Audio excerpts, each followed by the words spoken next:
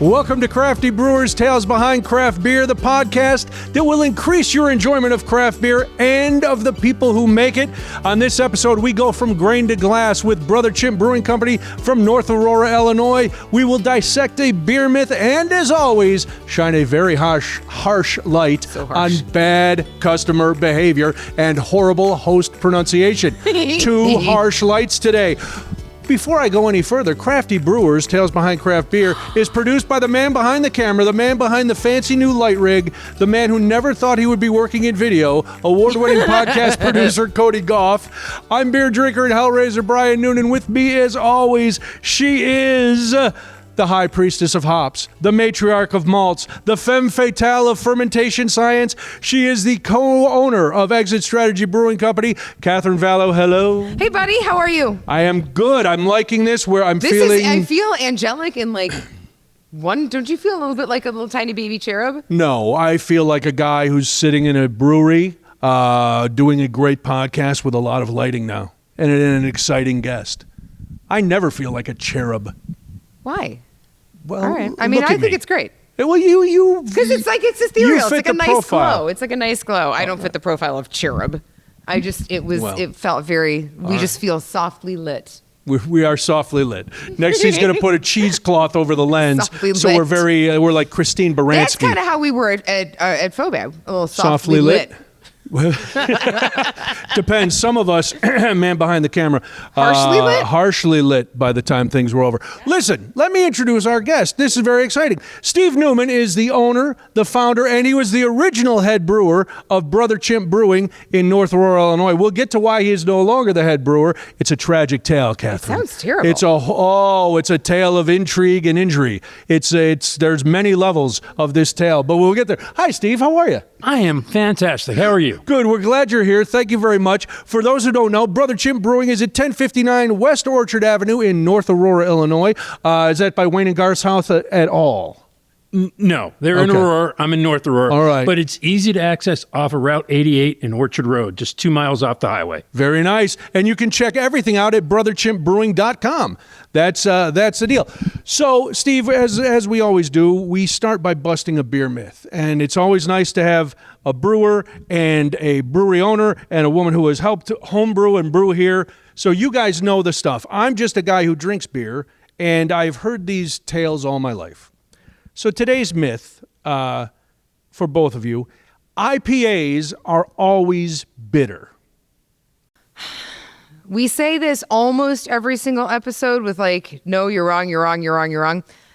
This, I think, is a two-part myth because there's a lot that we can talk about when it comes to IPAs. The first, to get this kind of part out of the way, is that IPA is now the umbrella term. Right? There are so many different kinds of IPAs. IPA is now like the Kleenex or the Band-Aid in the beer world, right? Where you like, it's just the umbrella name for so many different kinds of IPAs. There are a gazillion different kinds at this point. There's hazies, juicies, danks, sours, white, black, mountain style, which we will Google because unashamed, I have no idea what a mountain style IPA is. I assume that it probably tastes like tree roots and rocks and hops. Can I jump in for just a second? Because I had heard of a number of those IPA styles that you mentioned. Dank, white and black I had never heard of. Yeah. As far as IPAs, what is that? Just like a light a golden beer and a dark beer? It's malts. Yeah. I mean, a black IPA is basically just an IPA with some dark roasty malts to make it look black. It's like yes, that's exactly it. It's a hoppy porter sometimes. Yeah, just like there's the cold IPA now too. Oh yeah, right, because that's just a lager with hops. Right. I mean, we get it. So IPA has become this term that kind of we throw around when we think about a hoppy beer. But back to the bitterness part of it. So I think if we need to look at this in a couple different ways. Hops by nature are bitter, just like unbrewed or unsweetened tea is bitter. Coffee without creamer or sugar is bitter, right? And there is a section of your tongue that senses bitterness. And a section of my soul that is always bitter. Well, my heart is always bitter. Yes, but that's different. Right. But we digress. A lot of layers here, Steve. Yes. So I think one of the things that we need to consider when we talk about all IPAs being bitter is the truth part to that of they are, because the hop is inherently bitter. Now you can also reverse this and say, no, it can also be false. And here's why. The way that you extract the characteristics from the hop can increase bitterness, decrease bitterness. The amount of hops you use can increase bitterness, decrease bitterness, whatever. So are all IPAs bitter? Inherently, I believe 100% absolutely they are, because that is what you are aiming for. But I also know that production-wise, you can mess with the levels of bitterness based on how you are brewing, when you are adding your hops, and how you're adding your hops. All right, so that's I'm going to ask Steve. Can you explain that? How one beer I can put hops in it and it not be as bitter. I can put the same hops in a different way, and it's going to be more bitter. So timing has a lot to do with that, right? How long are you boiling the hops? How much of the bitterness are you extracting from the hop? What hop is it? How much floral characteristic does it? How much fruit? There are hops that taste like mangoes and coconut and all sorts of things. I mean, we have people accuse us in our hazy of putting fruit in it. There's no fruit in our hazy. It's just what you're able to get from the variety of hops that we use. I think where this myth came from was the early days of craft beer, when there were what I would call the bittering wars. If you remember, everybody wanted, it's got to be over 100 IBUs, right? Lord in and heaven. people just made them as bitter as they can. So I still have people come in and say they don't like hoppy, and I try and correct them. Do you not like bitter? Right. Because if what you don't like is bitter, go ahead and try our hazy. You might find you really enjoy it. Right. Well, I think it's interesting. I'm sorry, Brian. Oh, no. It's interesting, too, when we talk about hop varieties, specifically with IPAs, because when we're brewing IPAs, you are looking for very specific hops for very specific characteristics. Azaka is one of my most favorite hops because it smells like mango and it presents with mango, and like it's just so mango-y and wonderful. But then you can find another hop, Barbe Rouge, French hop. When you open the bag of hops up, it smells like strawberries. Like you wonder where the strawberries came from, right? Or you get into your West Coast and you go real piney and you're getting these like super, super piney hops. Is that a dank? Because when I hear dank, I think of soggy underpants. What is a dank IPA? Hit it. And it's a hard one. It's a hard one. Well, because it's you hear that and people throw it around like everybody should know what it is. It's an IPA that smells like weed. Yeah. Oh. It smells like weed. It smells like bad pot. Best way to describe Oh, it. Yeah. So okay. A dank IPA smells like bad pot. It smells like cheap pot. Yeah. And that's because cannabis and the cannabis and hops are in the same They're first family. cousins. Right.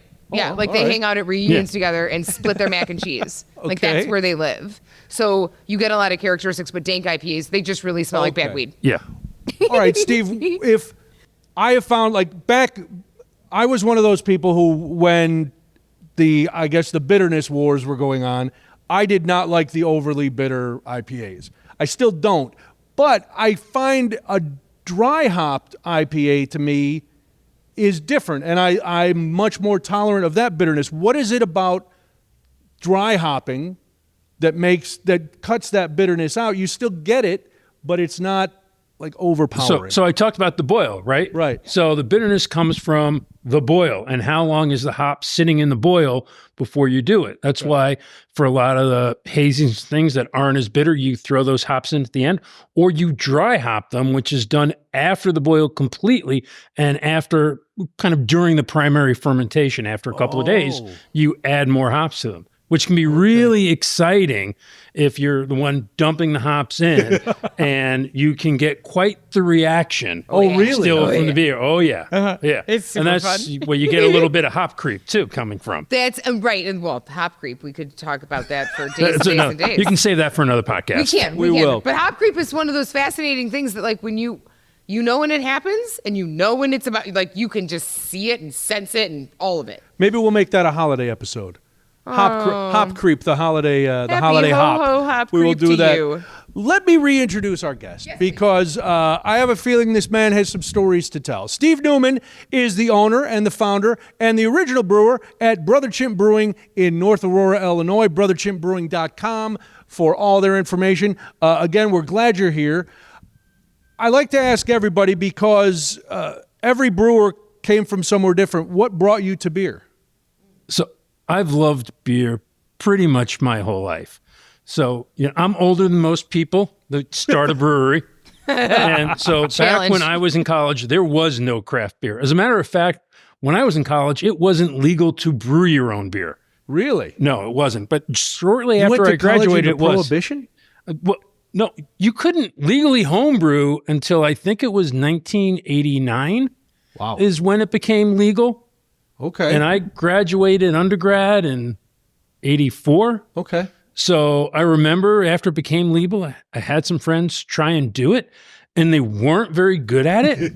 And for years, I thought you couldn't make good homebrew. So I was the guy, though, back in the 80s that was drinking the Guinness and the Harp and the Bass and just trying to find beer with more flavor than Bud or Bud Light or Miller, right? And so then shortly after I retired early, my first retirement, as my wife always reminded me. What did you do? I had worked for Boeing before that. Well, I'd also been an attorney. I'm like way overeducated and worked too many different things. But so my neighbor comes over with some homebrew, and it was delicious. And I now had time on my hands. So I'm like, wait a minute, you made this. You have to show me how. And lo and behold, he teaches me. I find my local homebrew shop and start home brewing. And then everybody's telling me it's good. And I'm like, well, who's going to really tell me it's bad? So I enter a couple of competitions. I did one for Urban Knaves of Grain, does their big one. And I got a gold medal for a beer that I still haven't brewed at the brewery yet. So I need to do that. Interesting. Why not? Well, so it actually wasn't the beer I had intended to enter. I had intended to enter my red ale. And when I went to pull some sample bottles, I realized I had grossly underestimated how much was left in the keg. And so I had two beers left, or six, whatever I needed for the competition was left of this beer I'd done 6 months ago, which, you always want to put in fresh beer. But I'm like, it was it was the only home brew that I ever dry hopped, talking about dry hopping. All right. It was a brown ale. And so I said, it's what I have left. Let's enter it and give it a try. So it was not the one I expected to win at all. Right. And it got me a gold. It Very sounds nice. so happy brown. Yeah. It sounds So an really American, cool. basically an American brown versus Okay. All right. what I have here in the Smile is an English brown, which is Love what English. I prefer. Yeah. Oh, Okay. same. So anyway, then Skeleton Key had their incubator program going at the time. So I entered that competition. I think they're going to hopefully be getting back to it sometime. But what they used to do is basically a homebrew competition. And if you had to win a category within the competition of beers, and if you won a category, then they would interview you and you could get into this whole great incubator program that they had, where I worked at all aspects of the brewery. I got to brew with John, their brewer. I got to work behind the bar and, clean kegs, fill kegs, learn everything I was going to have to do, work on the business plan, get some pointers about, no, you're not going to spill that much beer in an hour and all these great things. Right. So it was a wonderful experience. And that's actually the first time I brewed Smile. As the graduation from that program, you get to brew one of your beers on their big system. Very good. So that's what all began. Let's take a second. Can we pour a Smile? Let's pour some Smile. Oh, and then can we pour a smile? Can we pour a like smile? Tiny baby cherubs, softly lit, pouring smiles. All right, Come on, man.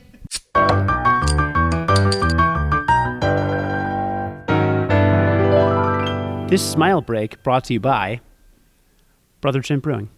I didn't have to look at what the brand was. It's just like a dramatic pause, but it made it seem like I didn't know who you were. No, the smile break is again with these baby cherubs and pouring smiles, and you know what? No more happiness on this show. You're not wrong. Back to Smile. Are we back? All right. Well, we have poured our Smile from Brother Chimp Brewing Company. Steve Newman is the man who created this. So you were saying this is the beer when you finished the incubation program at Skeleton Key. This was your graduation beer that you brewed. Yes, it was. So tell us about Smile. It smells So amazing. I guess the first thing I should say about Smile is the original name for Smile was going to be the best way to start your day. But I thought Folgers might get mad at me. Sure. And I also kind of have a pet peeve about long beer names. Oh, yeah. So I'm like, I mean, I if you're can't more do that than then, three- right? So I thought about it, and really a Smile is the best way to start your day. So that's where it landed on This is Smile. amazing. I've tried Now- to tell my wife I should have a beer first thing in the morning. She does not believe Yeah. me. So We await your lawsuit. The best part of wake is smile. Never mind. So what I love about it is I love traditional kinds of beer. Oh, it's and delicious. brown ale is great to me. And usually when you can find brown ales now, they're American brown ales, which are that we talked about the hop. And to me, they put a little hop in it, gets away from some of that roasty sweetness that you can get from a good brown ale. I could not agree with you more. English brown ales are one of my favorite styles. I'm going to cradle it gently to warm it up a bit. Yeah, it will get better. And this is like a sweet baby cherry. One of my first beers that I also played with as a home brewer. So when I first made this beer, we have an espresso maker at home, the espresso one, and I used to do it with their chocolate espresso. Ooh. So it would get the chocolate espresso, a little vanilla bean, and my coffee recipe, and just enough to give it, it's not like drinking a cup of coffee at all, but it just got a little extra boost. Yeah. You get Yeah, some yeah. of the coffee notes just from the roasty grains anyway.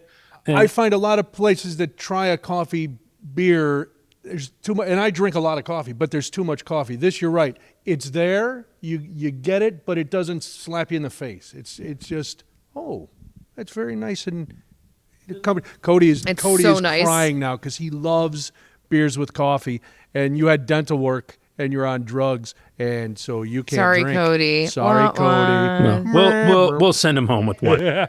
No smile on that smiling. side of the camera.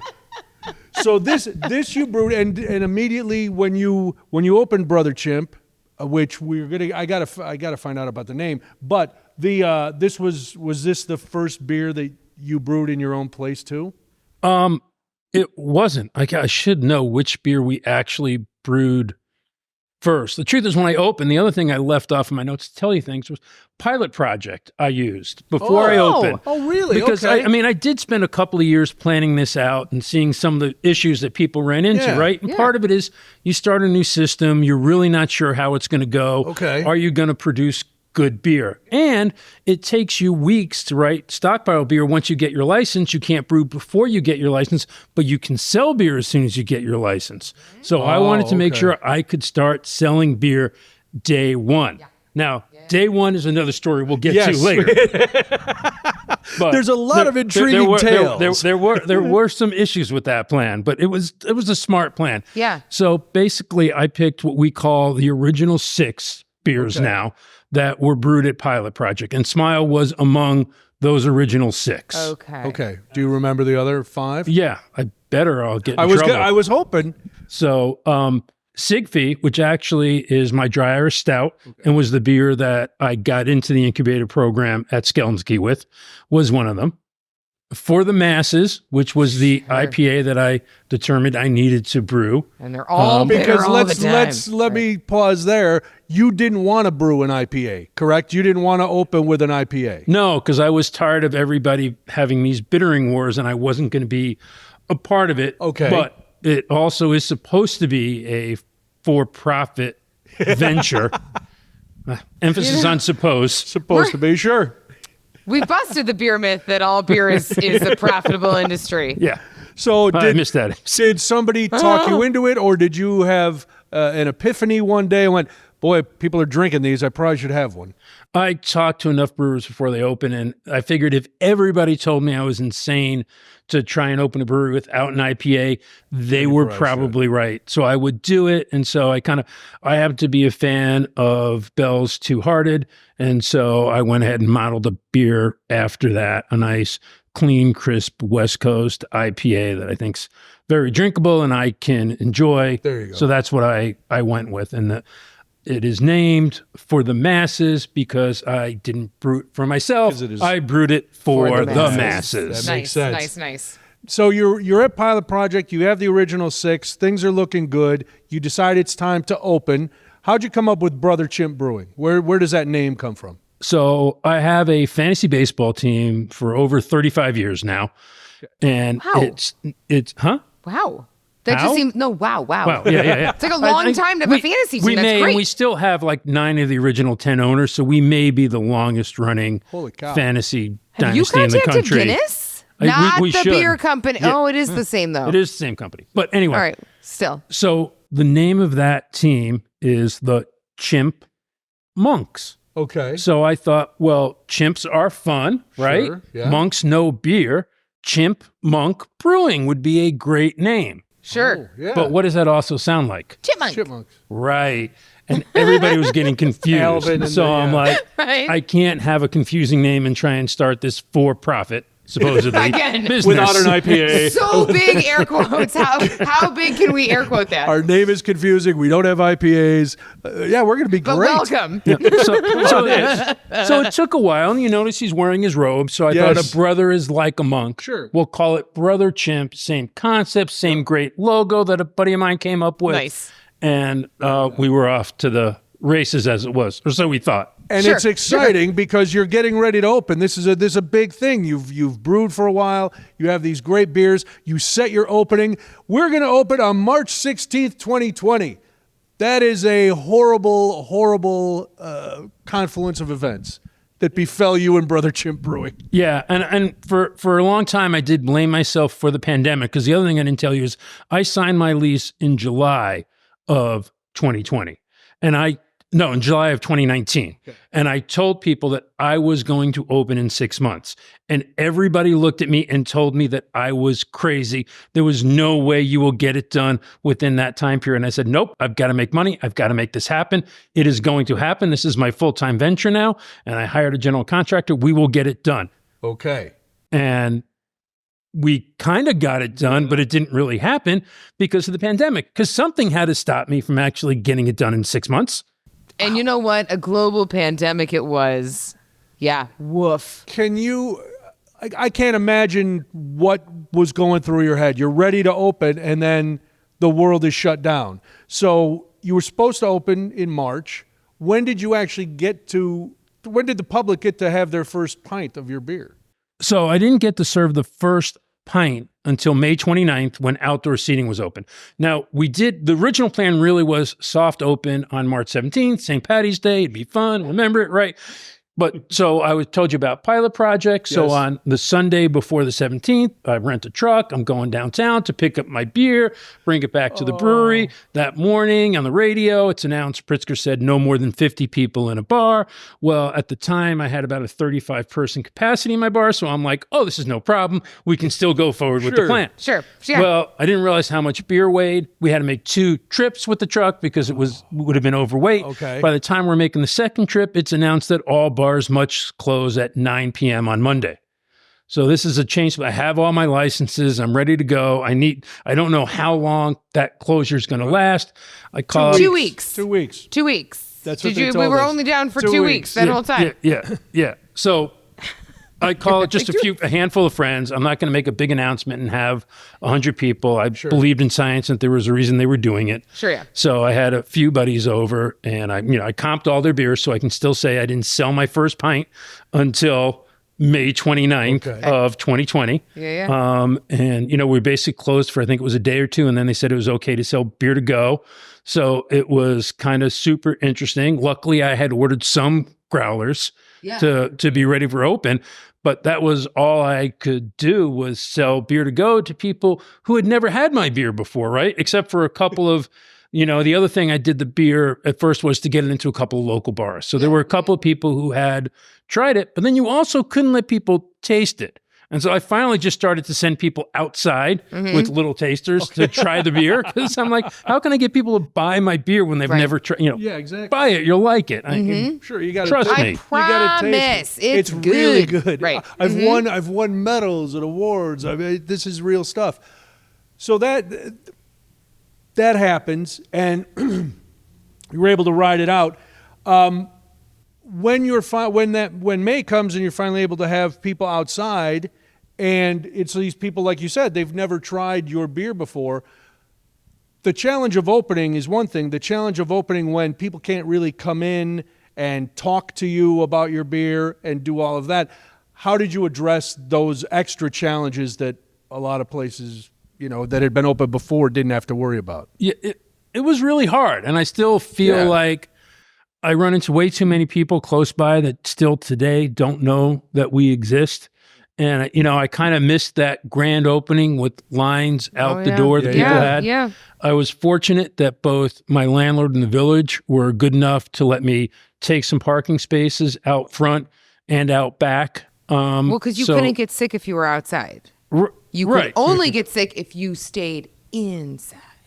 Well, and then I loved all the people, the tents, right? And the four-sided tents. So the four-sided tent with heating fans. We were like, you're a petri dish. Yeah, we are inside again. Yeah. Right. So also, we're still outside. we did have a two-sided tent. Yeah. And we got the construction, blowing the heat in. So we were always in open air. We stayed outside all the way. The first time somebody had a pint inside my brewery was February of 2021. Isn't that insane? Wow. So we did a Polar Chimp Club. Okay. And, I dropped prices $1. It was like $5 beers. And I gave people prizes for taking pictures outside in the cold. Nice. The record was set at -4 degrees. I actually have their club members today that drank a pint outside. It was a very, very fast pint. I was going to say it had to be pretty quick. Solid 5 gulps. And I was a little disappointed because I showed up. It was a Sunday, remember, because Ross was working and I had come in. I was going to set the record and I was going to, I'm going to go do this and just suffer it so that I can have that beer, at below zero. And at the time it was like -1. And Ross told me, don't bother. Phil was in earlier and he set the record at -4. Jesus. I mentioned earlier that when you started, you were the head brewer. Yes. And then once again, the fates seemed to conspire against you. It wasn't that there was a coup at Brother Chimp Brewing and they ousted you as the head brewer. You kind of ousted yourself. What happened? So I tore my posterior tibial tendon. And for those of us that aren't in medicine. So it's the other major tendon other than the Achilles tendon, which I've now since torn that too. Dude. Wow. Oh yeah, I'm just out of the boot for the first time this week. Oh my God. Come on. Those boots are rough. Just sit and drink. Yeah. You don't need to be wandering around. And it was how did you do that? I say bad fortune, but it was good fortune. Okay. Because Sam, my brewer, I wouldn't have had if it hadn't happened. I was just getting to the point of realizing you can't run the brewery and be the brewer all on your own. Okay. It just stuff wasn't getting done and couldn't get done. I had to decide between the two. And since I'm also the sole investor, I felt better about maybe I better do the running side of it. And I knew there were people more experienced and, better than Sam is just fantastic. We've won 5 different United States Beer Tasting Championship Best in the Midwest awards with Sam Brewing. Nice. So I love everything he does, and it worked out well. I was able to steal him from Two Brothers at the time. He was brewing on their pilot system, and it's just one of those things that I think has worked out really well, awesome. And I couldn't be happier to have him. And when you bring Sam in, you've got your recipes and your beers. Yeah. Is there a collaboration? Do you say, okay, these are our beers, I want you to brew them? Or do you kind of back off and go, here's like our core, but then you work your magic over here and everything will blend together? Yeah, we kind of have conversations about the beers. So there are the core beers that are popular and people like. And I think Sam has tweaked a couple of them just a little bit every now and then, which is fine. Yeah. But he keeps them pretty true to what they were for the, original 6. And then, he's the one who came up with the hazy that we do, Tropical Chimp. And, he's got that as an incredibly popular beer for us now. And, so we kind of talk about, well, what do we think will work well? What's kind of missing from it? But I really leave most of the beer design to him. Sure. Because he does a great job with it. And one we've got coming up that I'm super excited about is we're calling it Chantrellus. It is a Helles brewed with 31 pounds of chanterelles. Holy smokes. Really? Friends, if we could take Sam and some of our regulars, and I actually foraged for a couple of pounds of them. So I think it's important to note, a mushroom weighs nothing. Like one mushroom by itself Yeah. does not weigh a lot. It's like so foam. 31 pounds. There's probably a human person that's like 31 pounds. Like that's a bag of something that I can live. Like that's my groceries or whatever. Yeah. Of mushrooms, which is an enormous amount because again, one mushroom doesn't weigh anything. Like No. it's not like heavy mushroom. That's an enormous amount of mushrooms. That's going to be incredible. And chanterelles are so delicate and lovely. Are they like the cherub of mushrooms? I would say All right, now I got to ask, because I love Hellas. you might be the cherub of mushrooms. I'm something. I love drinking Hellas. I'm not a mushroom guy. What will the chanterelles do to the what is going to come out? What characteristics are you going to get from the chanterelles that will enhance the Hellas? So it's actually sitting in the lagering tank, and I may have stolen a little taste today as it's coming along. It's not stealing, it's quality control. Yeah, That's it right. is. It's quality control. Absolutely, It's an QC. important job. You're the QC, boss. I am, QC. I may have seen the brewer job. I am not going to give up on quality control. Oh no. But it gives, I think, a certain nice mouthfeel I'm getting from it. And there's also, so chanterelles have almost a little bit of an apricot kind of ness to them. So just very subtle apricot kind of sweetness added to a lovely clean Hellas that Sam does. And I just can't wait. That sounds fantastic. And when's the target for that release? Brian Just a is few planning weeks. his route now. Well, no, I hear something like that, and I'm curious because, like I said, I'm not a mushroom fan. Sure. But I am a Hellas fan, and now apricots sound good. Yeah, no, So it all sounds very. That's why I love talking to brewers, because you're like mad scientists, and you come up with things that on paper most people who aren't in the industry would go, ugh, mushroom beer, ugh.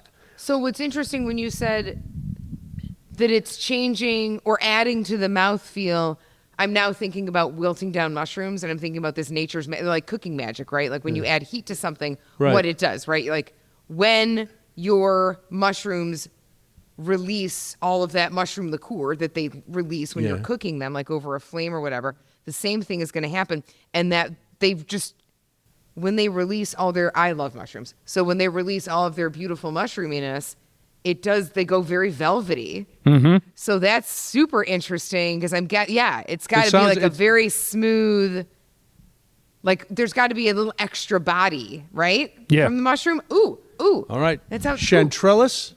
So chanterelles, it's fermenting now. It's in you said it's lagering. Is that, do I have that part right? Yes, okay, we do so have it's lager lagering. tanks. So it's there, and you're anticipating it coming out early December. That should be, I think that's right. Because depending on when this airs, people are either going to be anticipating it or rushing out immediately to try it. Yeah, I would rush. I will be rushing. Rush That to sounds North Aurora. Fabulous. All right. It sounds so cool. We have 3 questions that we ask every brewer. So it's time for the big 3. We always ask the hill you will die on, the one beer. Now, you've already acquiesced for the masses and done an IPA. But is there one style of beer that no matter how popular it gets, you are like, no, this is where I draw the line. I cannot be part of this. This is just my favorite because I like hold my breath for the answers. Yeah. Say it. The milkshake with lactose in it. No. There it is. Wow. There it is. Just about that, except for one brewer, that is the universal answer. What is it about the lactose and the milkshake IPAs that you're just, So our tagline is craft beer that tastes like beer. Sure. How do a milkshake doesn't taste like beer? Not generally. It's fine. And I have nothing wrong with them. Some people that make some delicious tasting milkshake Couldn't agree with you more. beers. But it's not for you. It's not going to be me. All right. It's just so funny that so many people have been like, I can't do that. And yet people are drinking them all over, but that's not my thing either. All right, question number 2. Is there a beer that you've brewed, and even if it was really popular, a style, something, it was close to your heart, people at Brother Chimp loved it, but you're like, I'm not doing that one again for whatever reason. It was too many ingredients, to whatever it was, something that you won't brew again?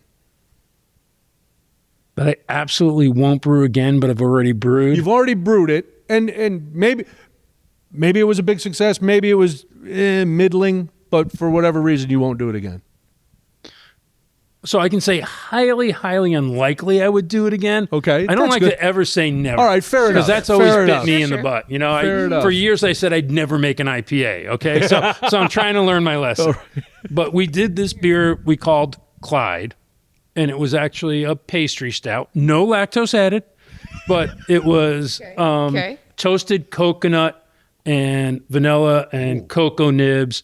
And it was super popular, and our local pizza place, Raimondo's, was great and let us toast the coconuts in their nice. oven. So it was really easy. But then we have all these, sacks filled of toasted coconut in the fermenter. And I'm pretty sure I would lose Sam if I ever made him brew that again because of how impossible it was to get them all out. Oh, okay. So imagine, if you will, a giant. It's like the sack. Yeah. That Steve. It's like just an enormous tea bag Okay. that you have to get into your fermenter, and then you have to get it out.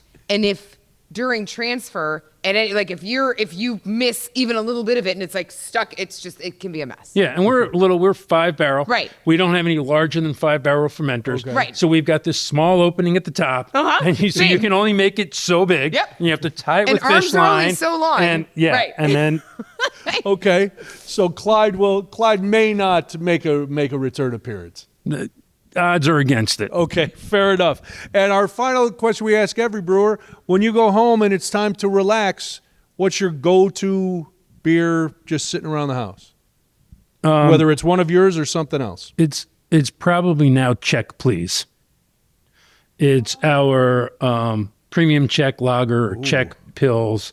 And I've just always, to me, a Czech is kind of the quintessential beer, if you will. Yeah.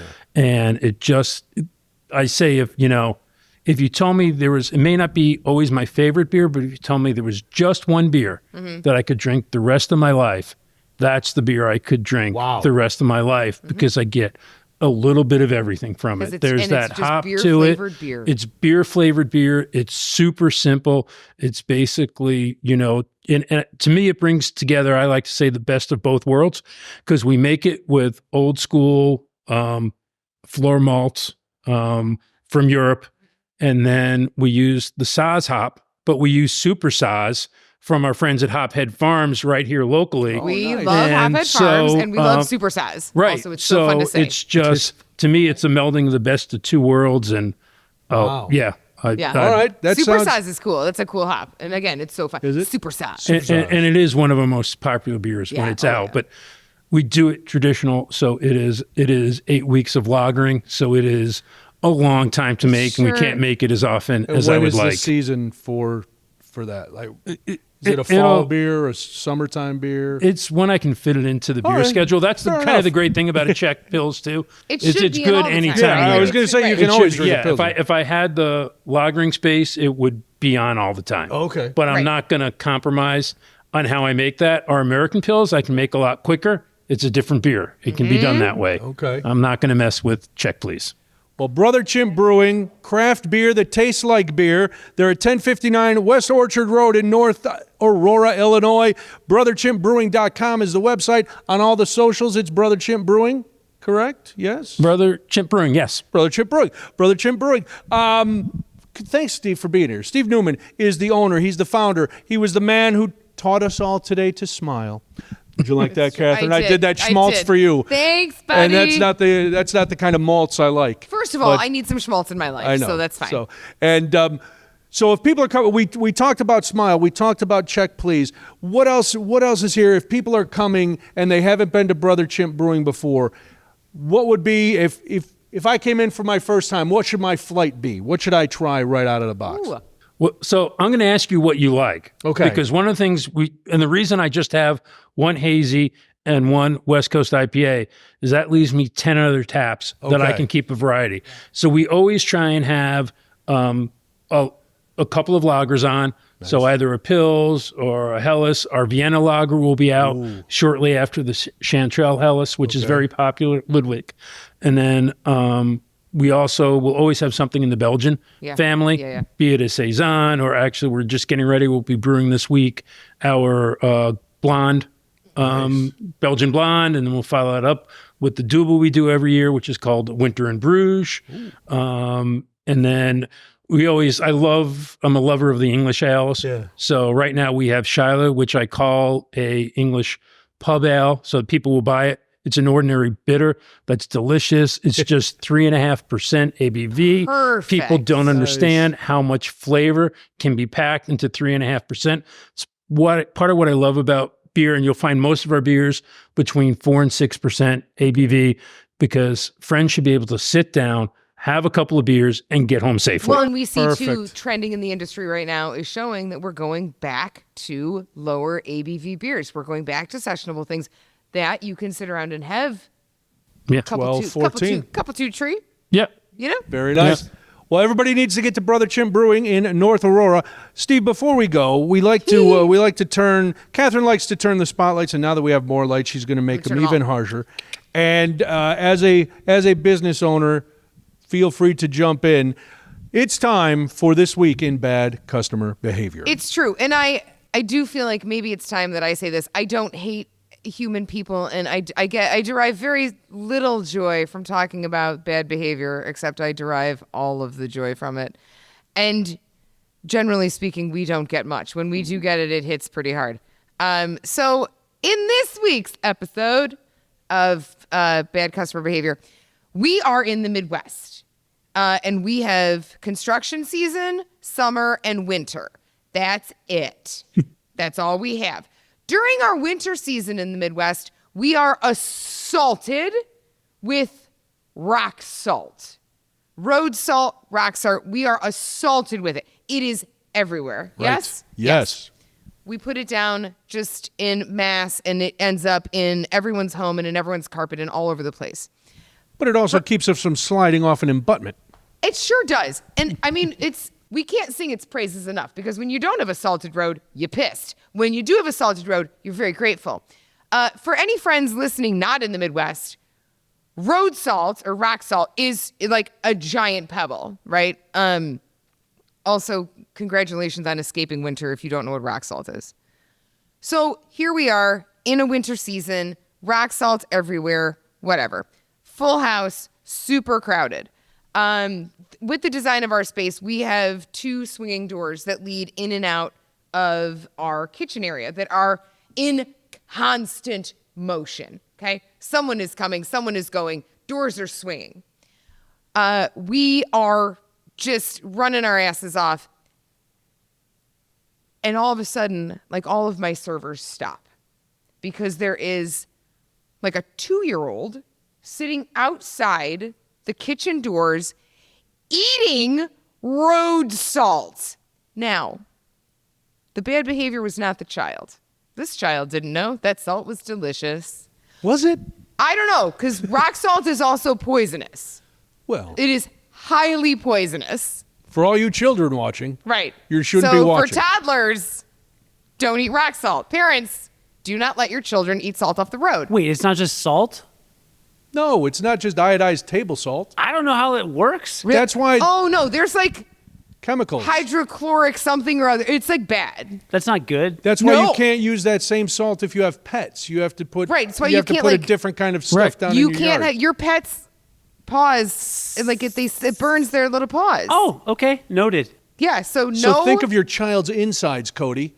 Sure. After last winter, when you let him eat like 1.5 pounds of it. The only pet we have is fish right now. So the fish is not going to walk on the salt, which is great. Right. But don't let the kids throw the salt in the fish. Also, don't let the kids eat the salt. Okay. So here we are with like a 2.5-year-old sitting outside swinging doors that are like, people are trying to get in and out of the kitchen, and the kid is like just eating salt. My server goes over to the child, and not in any aggressive way, was very much like, buddy, I need to move you. Not only are you about to get like dinged in the noggin because this door is swinging, but you are eating poison, and that's bad. So forklift style, right? Like not a hug, not a nothing, like kind of forklift style. picks said child up, scoots said child off back to the parents. Okay. So now holding this.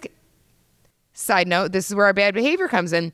Parents are off in a back corner, slugging beers like there's no tomorrow. Great, fine. We are a brewery, drink our beer. However, also keep an eye on the tiny person. You got a lot of rules. You know what? I am the worst. Server takes child over to the table. Parents then say, and I'm not kidding, we are about to sue you. Get your owner over here. So I go over to the table and I was like, hi, why are you going to sue me? He touched our child. I said, your child was in the way of a swinging door that was about to get them hit in the head. Nobody could come and go from the kitchen. Also, they were poisoning themselves with rock salt. We let him experience things. Would you like him to experience death? No? Then you're not going to sue me. And it just turned into this very the bad behavior was people being like, thank you for saving my kid's life. No. Instead, in Sue Happy America, I'm going to sue you because you picked my child up off of the dirty floor and saved him from getting his head whacked and also poisoning himself further. Are children allowed in Brother Chimp to sit on the floor and eat salt? No. Okay, just checking. Well, I suppose if they're supervised by their parent, it would be okay. Okay, because we do just as a parent supervise their children all the time. So if the parent is right there watching the child, as I will long as not that interfere parent with is it. also eating Perfect. poisonous salt, then cool. But you can't just let your kid get poisoned and not poison your own self. That feels rude It does and feel rude. inequitable. Of course, then I might have to sue them for emotional distress. Right. Oh, I like this. some sort- Let's throw the suing back. I was an attorney in a Yeah, former that's right. life. I did not Floppy. sue, but A nice countersuit would be fun. You're ruining the countersuit. good name of Brother Chimp Brewing. By You're- eating rock salt. You're bringing in a hazardous material to my shop and letting your child eat it. Oh, God. Yeah, I like this. Suddenly we've gone from Crafty Brewers Tales Behind Craft Beer to Perry Mason 2023. 1-800-CRAFTY for all your legal needs. That's right. We're like drunk Better Call Saul. That's it. That's the episode. That's it. That's the way to stop. There We we are are. drunk There Better we Call are. Saul. There we are. Steve Newman was our guest. He is the owner and founder of Brother Chimp Brewing in North Aurora, Illinois. Go to brotherchimpbrewing.com. Thank you for being here. and thank you for having me. Oh, it was a pleasure. And It's stay delightful. healthy. You've torn your tendons Yeah, and your stop tearing Achilles. stuff. Yeah. Well, Just- I think I'm out of tendons to tear in my ankle All right. now, so I should be good. Okay, you know what? I know it's I against know the you said rules, that's Cody, not I'm quite, sorry. but like, This one you can knock on wood. Crafty Brewers Tales Behind Craft Beer is produced by award-winning podcast producer Cody Goff. You can read our blog, grab some merch, check out episodes, and get in touch with us all on our website, craftybrewerspod.com.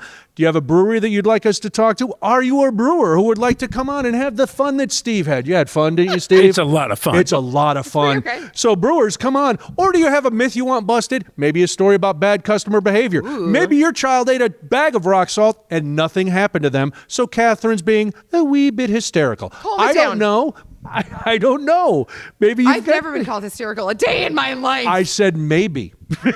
Anyway, you can send us a note on all of that at our email address, craftybrewerspod@gmail.com. Catherine, what else should the folks do? Fine folks in the world, you should also follow us on all of your social platforms. Well, not all of your social platforms, 2 of them.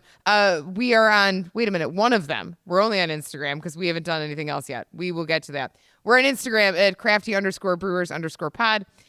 We can be found on all of your streaming platforms as well. And if you cannot get enough of our soothing tones auditorially, you can always tune into YouTube where you can see this in person. That's nice. Now, It if is somebody nice. watches it, they should do something nice for us, They don't you should think? do something nice. And the answer is not eat more salt. The answer is you should rate us 5 stars. Even if you think we're only worth 4, you should give us 5. Yeah, just a little something for the effort. Right. Well, the 5th A star, little something for the lighting. the 5th star goes to Cody. That's the 4 great. go That's to right. us, and then Cody gets Brian the 5th can have star. 3. I can have 1. Cody gets 1, and Wow. that equals 5. and then if I could just say, visit your local brewery, support Yes. them. They need your love. Yes, all the brewers that come on here, we support. All the brewers that haven't been on yet, We like that support. very much. Go. These. If you like good beer, you better support these local breweries. Right. Or guess what? There's a mass-produced light beer in your future. Ew. Yeah, deal with that.